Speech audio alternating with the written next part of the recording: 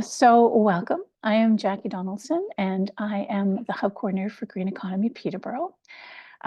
Welcome to the Creating a Bike-Friendly Workplace, the business case and best practices of the Cyclist Supportive Organization, a lunch and learn session provided by GreenUP, Green Economy Peterborough, with support of the City of Peterborough, Peterborough County, and our special guests, Trent Health in Motion and Green Street. Today's speakers are Ashley Burnie from GreenUP. She will be giving an overview of the what's and whys of the bike-friendly workplace. Reanna Montopoli, who will speak to the health case and her organization, Trent Health in Motion's experience. And Angella Windrem, who will speak to the trends and her experience as a cycling support business. And then we'll come back around again to Ashley, who will finally wrap it all up with supports and opportunities available locally. So just a really quick piece here. Green Economy Peterborough is one of 9 hubs across Canada. We're a collective of business and organizational leaders that recognize the benefits and opportunities and importance of making transition to a vibrant and inclusive low-carbon future. We tap into each other's knowledge and experience and towards a green economy across Canada. This is an image of who we are and where we are, and you can see a lot of us in Ontario, but we also have a national organization that catches everyone else. So these are a sampling of some of our great members. They are local, and these are our Green Economy Peterborough itself is its superpower is that it is a local, vibrant piece of the Green Economy Canada network. And you can see, we buy each other's products and services. We're business peers, we're neighbors, we're friends. We see each other around town and at events and in parks and on our bikes. So all of them have wonderfully unique stories, and they're great.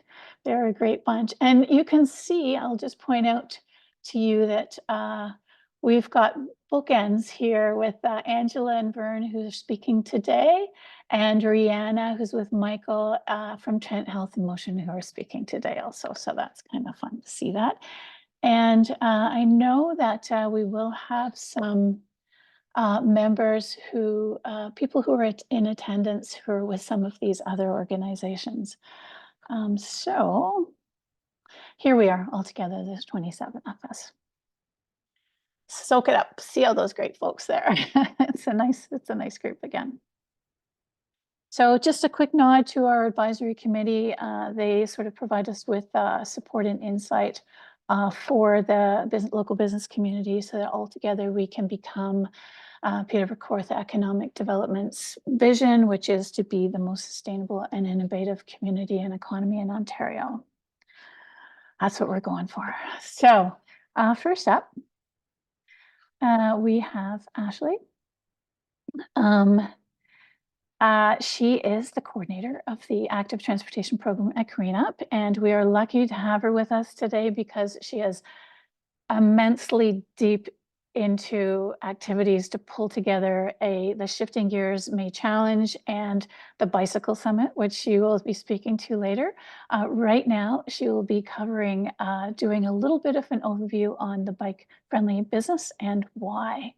So I am going to pass it over to you, Ashley, and I am going to manage your slides for you. Thanks, Jackie. I appreciate it. Hi, everyone. My name is Ashley Burnie. I'm the Active Transportation Program Coordinator here at GreenUP. And this topic today, by building a bike-friendly business, kind of falls under our Shifting Gears program, which is tools, tactics, encouragement, education, support that helps people get out of their cars and instead into other active and sustainable modes of transportation. But before we kind of jump into the nitty-gritty of it, let's do some table dressing. We're going to talk about what is a bike-friendly workplace and why do we need bike-friendly workplaces here in Peterborough. So, regardless of your personal proclivity or not, biking is a part of our Peterborough community. One of the big reasons for that is we have lots of trails. We used to have many rail lines that would go into the city center, and those have been rehabilitated in recent years. And over the past 25 years, cycling infrastructure in these trails and on the streets has increased immensely, not just in the city, but also in the county of Peterborough, where in 2017 they kind of started to undertake this like shoulder paving project to help encourage cyclists on the county roads. This has led in the past to a silver designation on Share the Roads Bike Friendly Communities Award. So we're doing something right. And hopefully in the future we'll make it to gold or even platinum. And also this past summer we got to unveil the new Bethune Street Bike Parkway.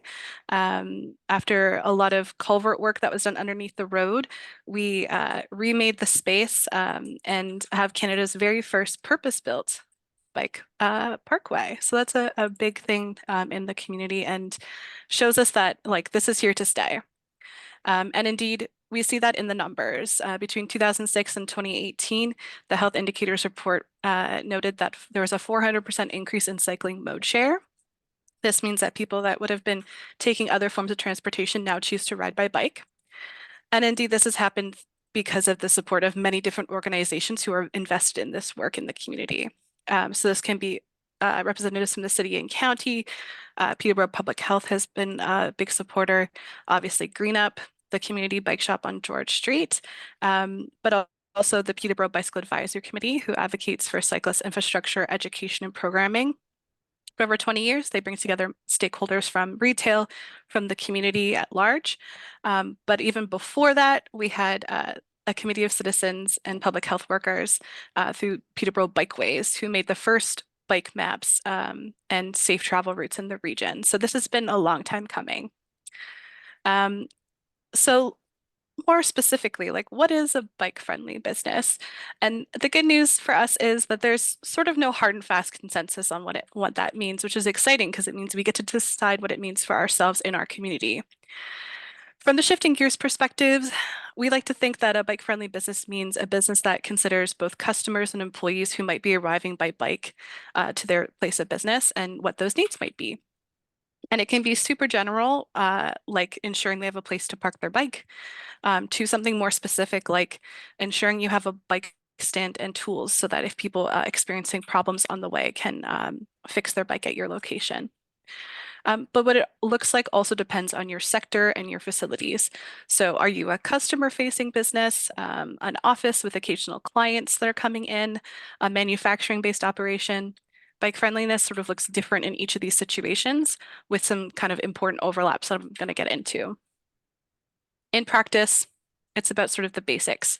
Don't make people feel awkward for arriving at your place of business by bike. This can mean having a safe and secure place for folks to park their bikes. It can mean storage for bike-related equipment and clothing like panniers, helmets, removable baskets, extra clothing. We come with some additional accoutrement as cyclists. A bathroom that's large enough to change in or separate changing rooms go a long way for comfort. Sounds kind of simple, but an easy spot to refill your water bottle. It's not a sink.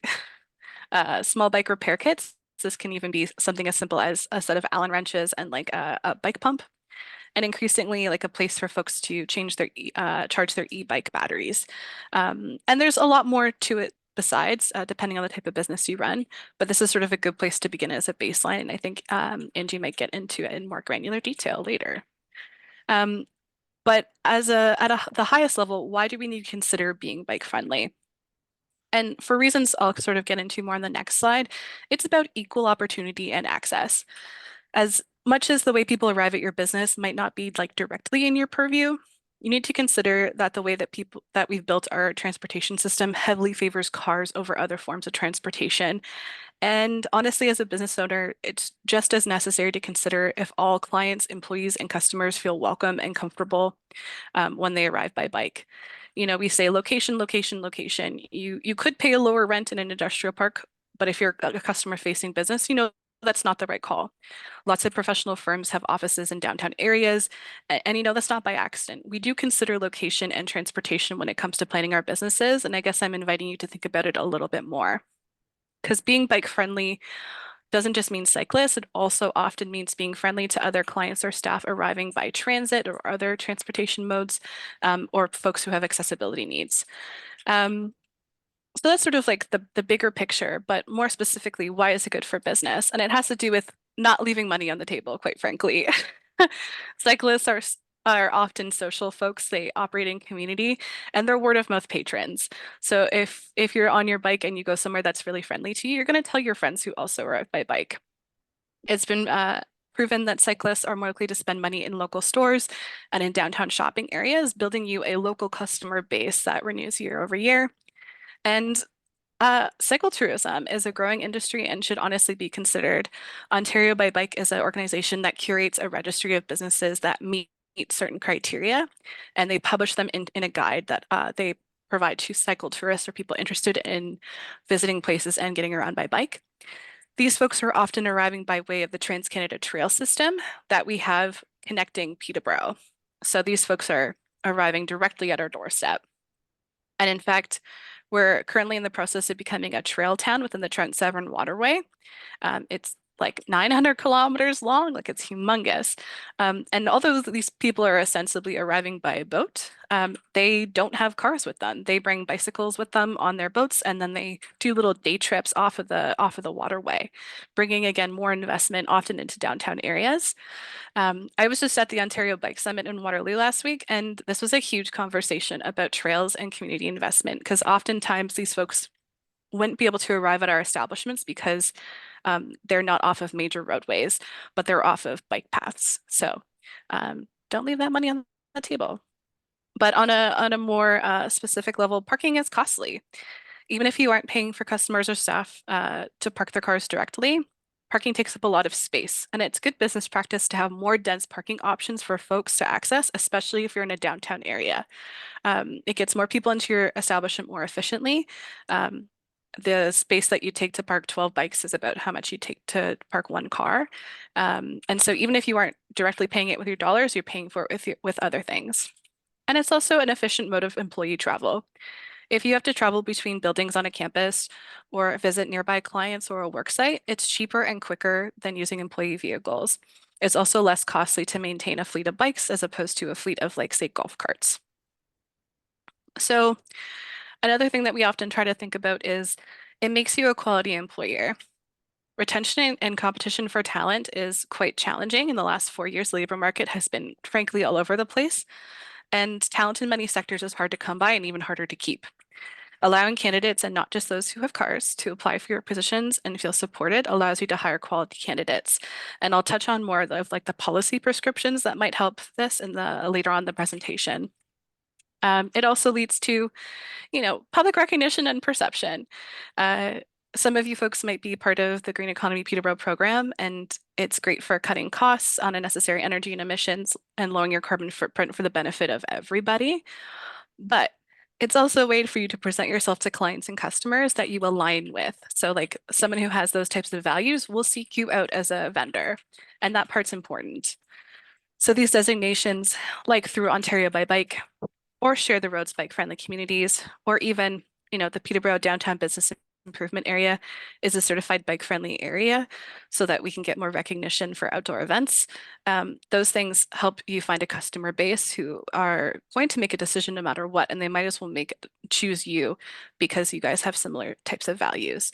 And indeed, we're piloting the Shifting Gears Bike Friendly Business Auditing Program, and that will also come with certain designations and recognition that can help you find customers. And then more on a broad level, it's about climate change and climate action. I mean, like 13.1 million people in Canada commute, and 11 million of these people commute by car. And that's a lot of emissions, and it contributes to 15,000 people a year dying as a direct result of poor air quality. And about 20% of our total emissions, greenhouse gas emissions, are accounted for in transportation. And so that's like nearly a third of our emissions just from this one thing. And so if we can do something about it, it behooves us to do so. And it offers a way for folks to like mitigate this. That's not only better for the environment, but better for their own mental well-being. Like a lot of people suffer from climate anxiety, and riding a bike is a great way to help mitigate that.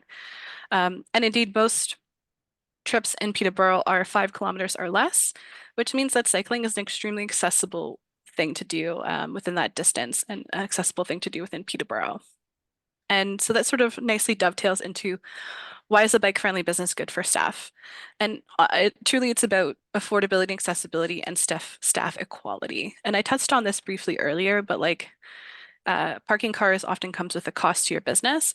And so it would be great to consider the price of per spot per year and determine if you can use these funds to support your employees who cycle or use other forms of transportation.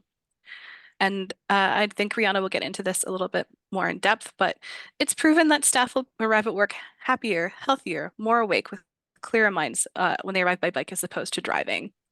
And employees who have increased stamina and vitality will work harder and get more done when they get more exercise.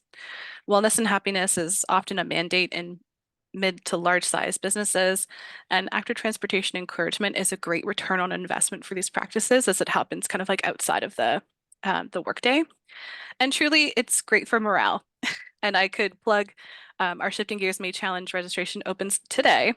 And we have a great little internal support for businesses who want to have employees compete against each other to track the most sustainable trips. So that's a nice way to like encourage internal competition. But this year in 2024, we're also bringing back Business v Business awards. So if you track more trips than other organizations of your size, you win awards, you win glory, and it's a nice way for some community building within your organization. So I'll leave that there for now and hand it back to Jackie. Great. Thank you so much, Ashley. We'll hear from Ashley a little bit again later at the end of the presentation where she'll sort of provide you with actual supports and initiatives that are going on in the community to support your bike-friendly interests. So now we're going to go to Reanna, and I'm going to stop my screen share and let you get that set up, Reanna.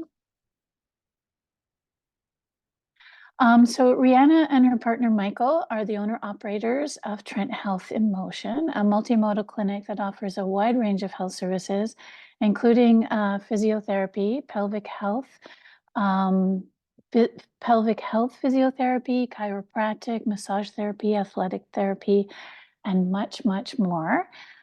With her background, Reanna and team know the benefits of physical activity and have long been supporters of cycling in our community through participating in the Shifting Gears May Challenge. And so we appreciate her special and unique insight today to sharing that with us today. So over to you, Reanna. Thank you, Jackie. Can everyone see my screen? No. No. Screen. Oh. Resume share.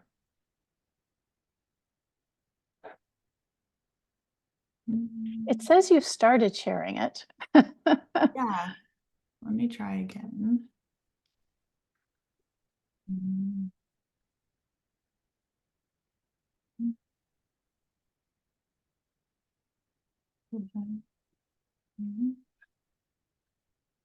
Share. I'll try this way.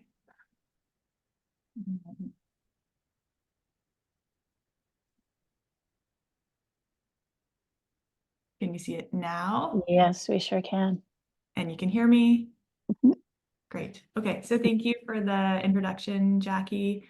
So today I'm going to be sharing our perspective as an employer and as health professionals on creating a bike-friendly workplace, kind of what we have done, the benefits of it, and just our experience so far.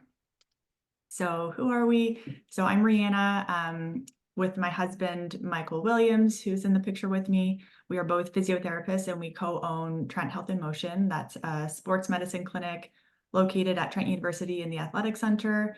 We're open to the public. We work with a wide variety of clientele to help them recover from injury, improve their health, and improve their performance. So these are the services that we offer. We've got physiotherapists, pelvic physios, sports medicine doctor, chiropractor, massage therapist, a dietitian, kinesiologist who offers hydrotherapy and personal training as well. And we work together to help our clients just improve their health, recover from injury, and improve their performance. This is our team.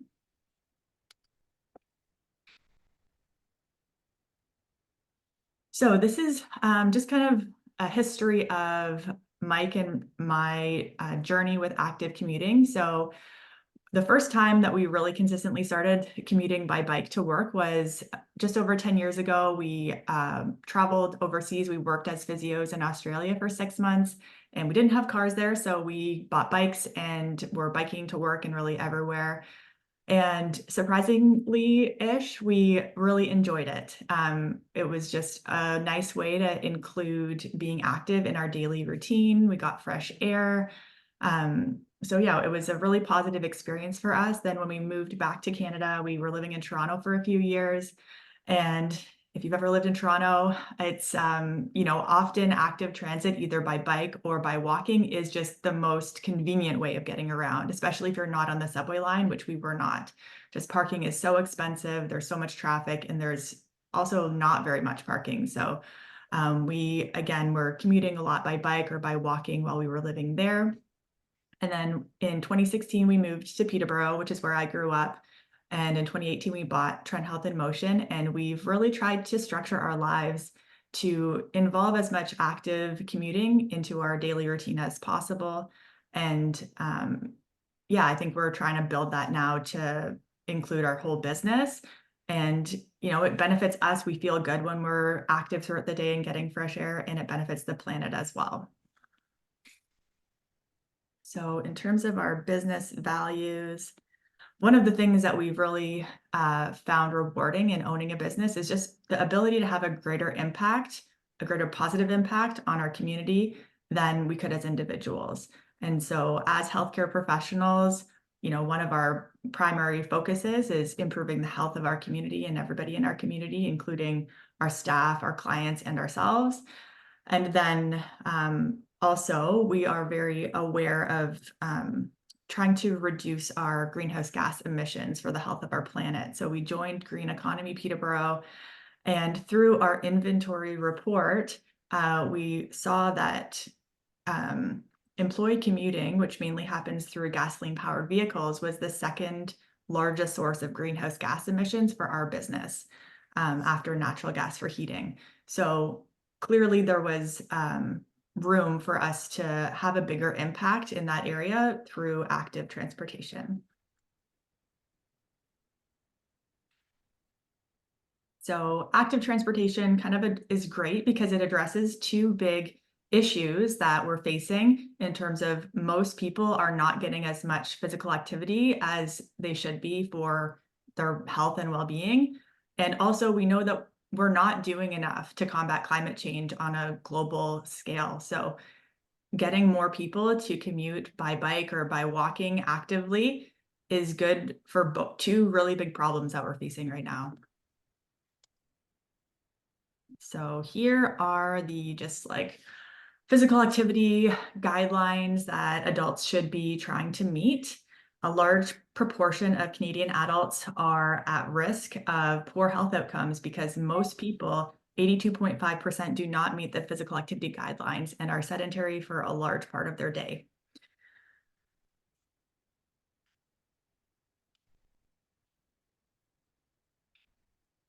So the benefits of regular physical activity, it has been shown to protect against several chronic conditions, including diabetes, cardiovascular disease, cancer, as well as premature all-cause mortality.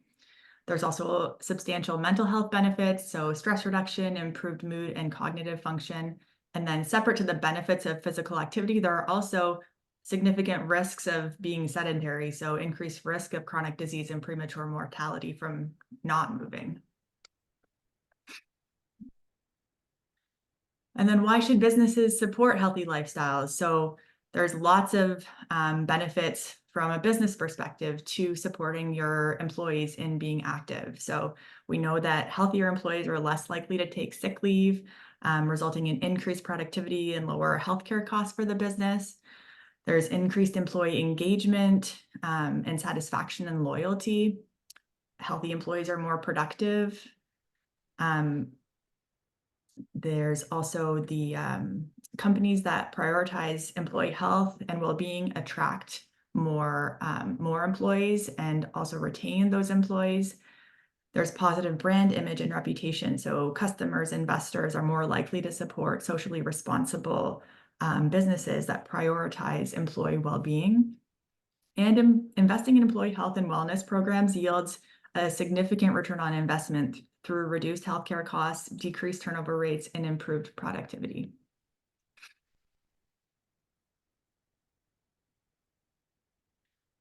And then, we're all so busy these days, but active commuting is actually a great way to fit exercise into your daily routine. It saves time by combining travel to work with exercise. It can save money on fuel costs, parking fees, transit fares.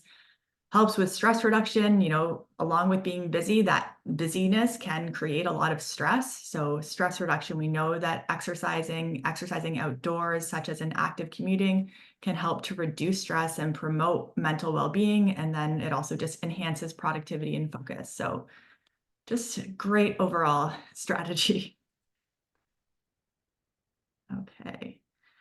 So, consistency and a multifaceted approach are helpful when you're trying to make a shift in lifestyle and workplace culture, and it takes some time. So here are some of the ways that we have tried so far to support a bike-friendly workplace. So one of the things we've done is trying to lead by example through modeling. We've participated in active commuting ourselves. My husband, Mike, is a huge advocate in this area. He bikes year-round in the snow. And so he's, leading by a great example for the rest of our staff. And we know that when people in leadership positions model the desired behaviors, employees are more likely to be motivated to follow suit. And it just also builds trust when leaders demonstrate consistency between their words and their actions. So if you're willing to do it as well, it's, setting a really good example for everyone else. For a number of years, we've participated in the May Shifting Gears Challenge. So we've kind of signed up as a clinic and then tried to all contribute to the mileage, which is a really nice way to motivate everybody and invite the rest of your staff to participate. We'll definitely do that again this year. We were also the first business to purchase a corporate membership to the community bike shop, which is a great resource. The staff there teach you how to do bike repairs and bike maintenance. So it kind of empowers you to feel more confident in those things. So all of our staff have access to that resource. And then we also share different communications with staff and clients about biking. So whether it's on social media, tips for a biking warm-up or cool down or winter biking gear, or we also share email newsletters, and we talk about bike-related things in our staff meetings as well. And then it's important that you are not expected overnight. And as much as we try to promote this and support our staff in active transit, we also do want to recognize and respect that there are real barriers that people face in engaging in active transportation that are valid. And so we don't want to ever shame or pressure anybody if they're not able to participate in active transportation. We just want to kind of inspire people and support them for people who are able to. And then knowing some of the barriers that do exist is a good opportunity to try to advocate for changes to kind of reduce the barriers for people.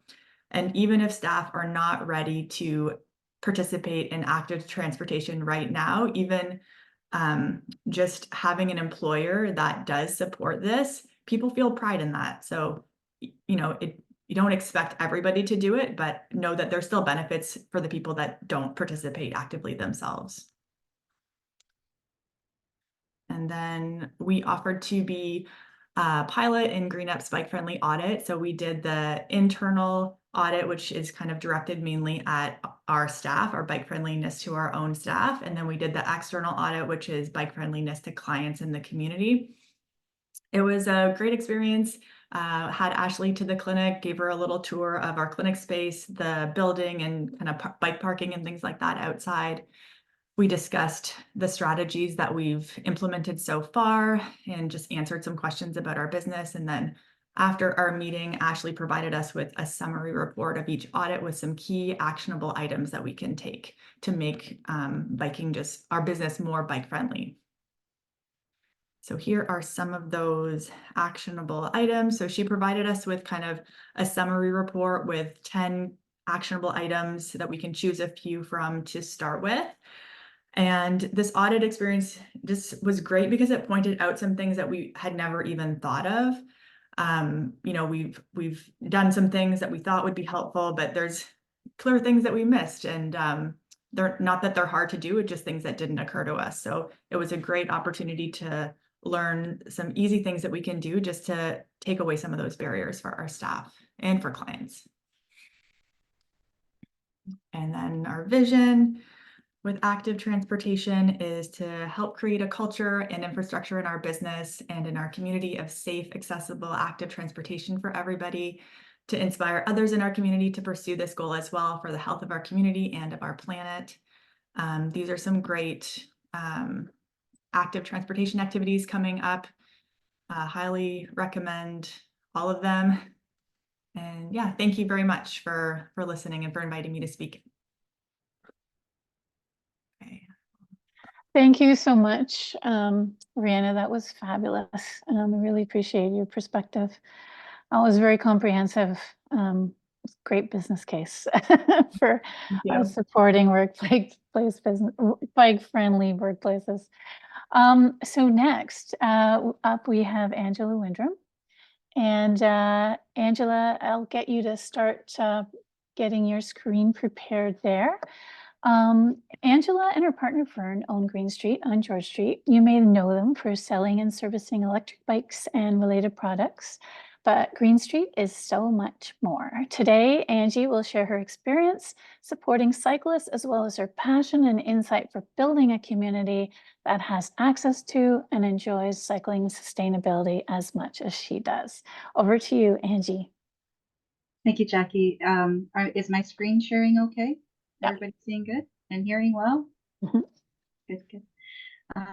Yeah, so for anyone who doesn't know us, we're Vern and Angella Windrem. Let's go into my next slide here. Oh, I can't seem to move my slides. There we go. There you go. I'll go back a bit here.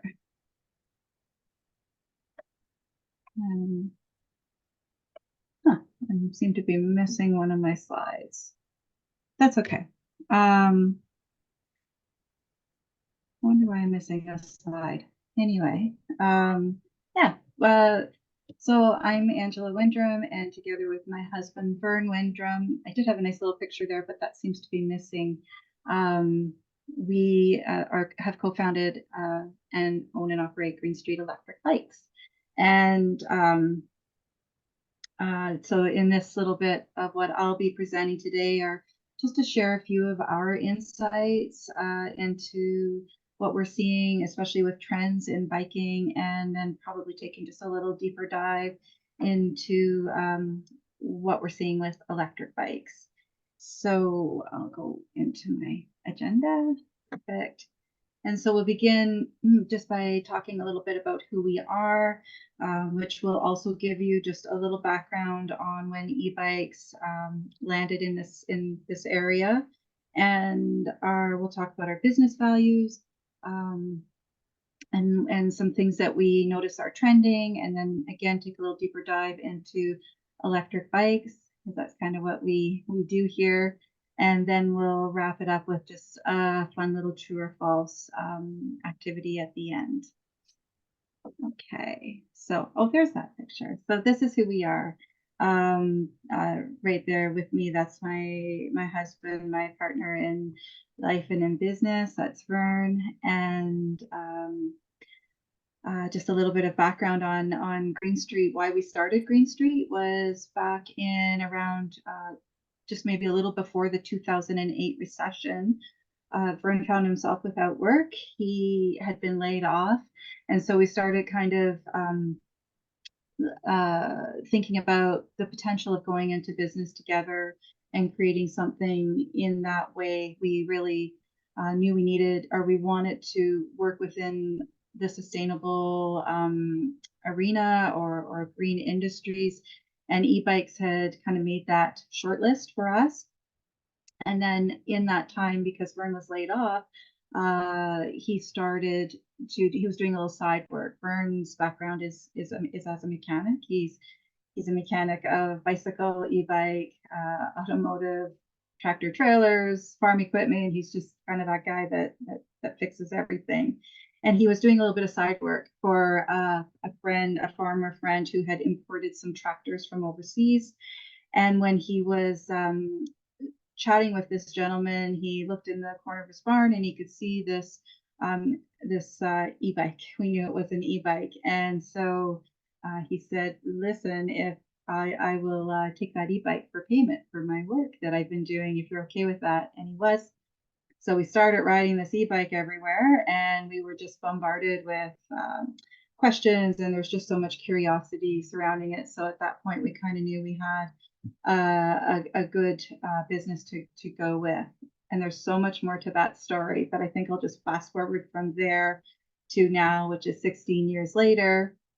And here we are, we're still selling electric bikes.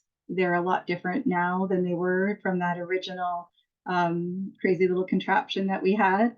But that's what we do. We sell and service electric bikes, and we also service regular bicycles. Okay, next slide. Some of our business values, 3 here that we wanted to touch on was sustainability. So from the beginning, that's been one of our founding principles and continues today. Certainly, we promote sustainability in what we sell, but we also really work hard to practice that, to have good business practices. And yeah, with that, we also like to say that we live big, but in a small. So we actually live above our shop, and so how that helps is outside of work and home, everywhere we go is pretty much a walk or a bike ride away. So that's kind of a nice little simple lifestyle that we've created for ourselves, and we're far from perfect. And we certainly embrace the concept of progress, not perfection, and know that it's a journey. And yeah, we're just loving that journey. So the next value we really pride ourselves is inclusivity. And this is perhaps one of my favorite aspects of working at Green Street is getting people on bikes and helping them to feel like they belong on a bike. So that is an incredibly rewarding piece to what we do. And then service excellence, I think just by virtue of us being among the first in Ontario to get into electric bikes, that we've just gained so much experience. So they're really, Vern does all of the repair still with the support of staff, but just with that experience, there really isn't much we haven't seen, I think, in the repair end of it. So we have a really, really fantastic reputation with service excellence, and that's something that we are just so proud of. So that's a little bit about us, and let's start talking a bit more about trends, some things that we're seeing and that we're noticing not only in our store, but in the community at large. Cycling infrastructure, there is just a lot more of it. We're seeing more dedicated bike lanes, bike-friendly traffic signals, and secure parking, bike parking facilities. And this is all just going such a long way to encourage people to just get out there on their bikes a lot more, whether it's for transportation or recreation. People are feeling a little safer and empowered to get out there. And another trend is inclusivity. And again, I think the rise of electric bikes is really, really helping with this particular trend. And so every day we're starting to see more and more people with varying degrees of fitness and mobility issues, people with disabilities seen and unseen, taking up cycling, and that's just because now they can. So there's that option there. And then just with inclusivity, we can't forget that biking in general is just economically inclusive, and that's very important, and especially today. And our next trend, sustainability and health consciousness. The message is getting through. So people are becoming increasingly aware of environmental issues, and a focus on personal health and wellness is driving more people towards biking. So that's a good thing. That's a great trend. And then electric bikes are absolutely trending. They have the rise of electric bikes has been just significant, especially in the last few years. And it's because I think in part they offer an accessible and eco-friendly alternative to traditional biking, particularly for commuters that are perhaps facing longer distances or hilly terrain. And the technology is just improving. It's getting better and it's evolving. So we're getting lighter batteries, more powerful motors, and longer ranges are just becoming common. Okay. Let's go on to our next slide. So we'll talk a little bit more about e-bikes and why are they significantly increasing our ridership. So accessibility, here it is again. E-bikes just shine really bright in this area. And then riding on your terms. With an electric bike, you decide how much or how little you want to or even can work, and that can vary throughout your ride. So riding on your own terms is a big deal. In general, we're getting faster travel times and extended range. And so generally speaking, we're going further and we're doing more, and we're arriving more quickly. And I just want to really emphasize that I say generally, because you can do all these great things on regular bikes too. And oftentimes when I'm out on the trail, I'm passed by a really fantastic cyclist on a road bike. So I'm not just being all exclusive on electric bikes, but it tends to it allows people like me to get out there and do all of those same things. So that's good. And then cost savings. Electric bikes are just so much cheaper than owning a car. And they can also be perhaps just a little gentler transition from somebody with a car or two cars to move into transportation cycling. An electric bike maybe make that transition a little bit easier. And then environmental benefits, of course, this continues to, as awareness grows, more and more people are choosing e-bikes as a sustainable alternative to their cars and their motorcycles. And this is leading to an increase in ridership. And health benefits, there are so many health benefits, and I'll maybe get into that a little bit in the next slide. And that kind of wraps up a lot of, I did want to mention one thing, fun and enjoyment. If you're having fun and you're loving it, you're going to do it more. And that's just kind of as human nature. So that pretty much kind of concludes some of the content, or much of the content I wanted to share with you, in particular with trends. And we'll maybe wrap it up with just a fun little true or false slide. Just a question. I was going to make this a bit of an activity, but I think just in honor of saving some time, I'll just pose this question to you, true or false. It can be difficult to get exercise on an e-bike. I think you know where I'm going with this. Let's carry this on. And it's of course false. So you can get great exercise on an e-bike. And I'll just dive into these points a little bit here. So you control the intensity. On an e-bike, you choose how much assistance you want. So you can take that assist right down and get a killer workout. Pedal power matters. So we're still pedaling. Just because we have an assist, we're still pedaling. So we're still engaging.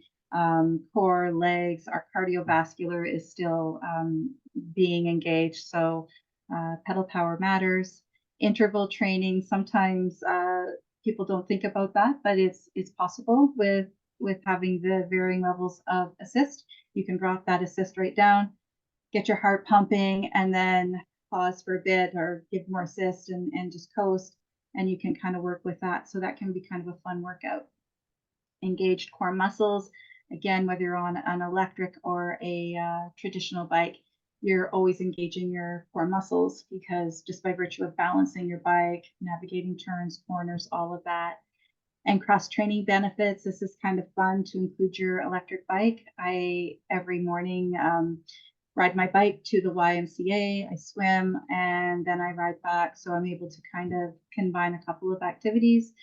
I also, a couple of years ago, did a fun little thing. I'm a yoga teacher as well. So I took a group of people throughout that summer once a week, and we go for a great bike ride on the trails. And then we would stop in a nice area and have a nice yoga practice. So it's always fun to see how we can combine things with our rides. And sometimes electric gives us a little bit of help that way. And again, just extended riding time. Because we're out there more, we're not, so many of those barriers are lifted for us. So we tend to just go further and do more. And so we're getting more exercise. And again, the enjoyment factor, if we like it, we're going to do it. So yeah, I'm going to go on to the next slide. And so that pretty much wraps that up. I hope that I busted that myth of not getting enough exercise on an electric bike. And Thank yeah, you. yeah, you're welcome. Thank If there's you, any Angie. questions, Oh, what I'm gonna do is have questions, we'll hold them, we'll complete our content and then we'll hold the questions for the end. But what so I'm going to ask you to stop sharing. Thank you for that. It was great. We really appreciate your unique insight around this. And next, we're going to go back to Ashley. And that means I have to do the slides for Ashley. Thanks, Jackie. And she is going to tell us about the supports that that are available to businesses and That's right. citizen cyclists as well. Yeah, yeah, we're gonna kind of bring some actionable points home, if you will. So yeah, as Jackie says, and as the slide says, there's some basics, and I just want to. They're really quite simple. We've sort of touched on them earlier, but it bears repeating.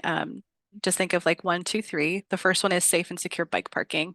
It's great to have bike parking that's in line with a window or within a locked cage or accessible room. This doesn't have to be super challenging. At GreenUP, we took an old vestibule. We just have 2 doors where a couple people could fit, and we put a 4-ring bike rack inside those 2 doors, and they're locked on either side. Simple as that. The second one is creating a welcoming space. It just ensures that cyclists don't feel bad for riding their bikes. This could be as simple as putting up signs in the break room that say bikes are welcome, and ensuring that people have the other 2 things on either side of this, which also includes end of trip facilities. So this is like having a bathroom that's big enough to change in, like I mentioned before, and a place to store or hang some of those bike accoutrements like helmets, panniers, outdoor clothes, that sort of thing.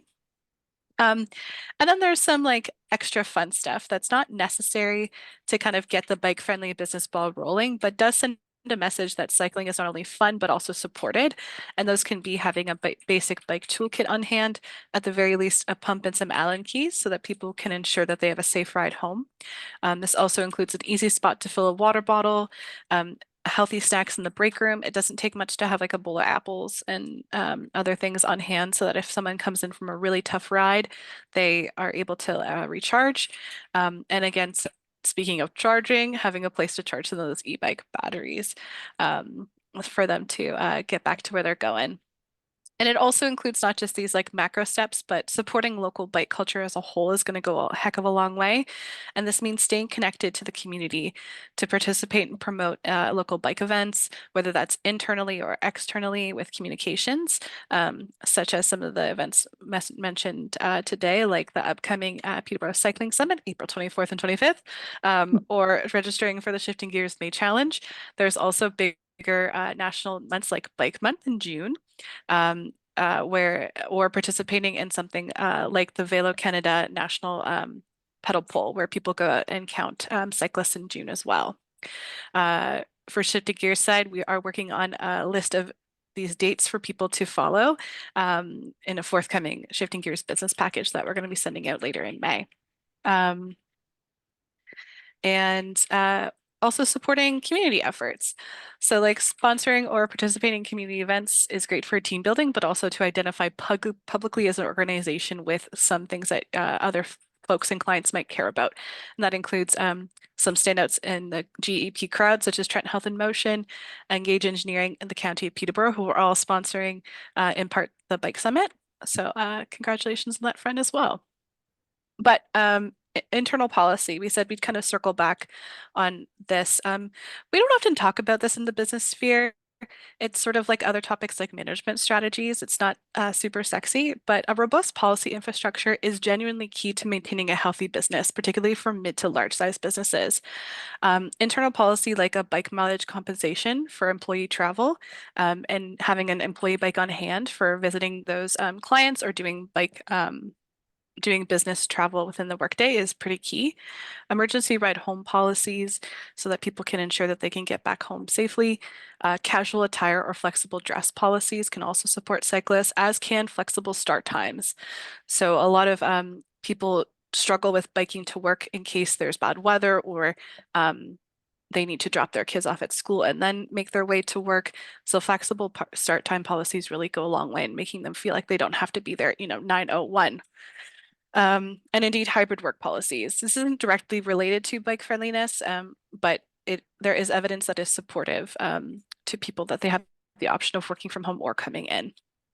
And then further to that, onboarding procedures and documentation, outlining bike parking infrastructure, bike routes to your establishment, and letting people know about the active routes to their new workplace is a really great way to invite them in. And recruiting and hiring.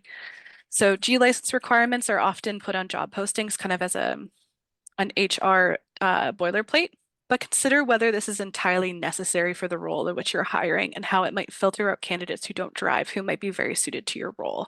So those things are important when you're considering the HR side of things.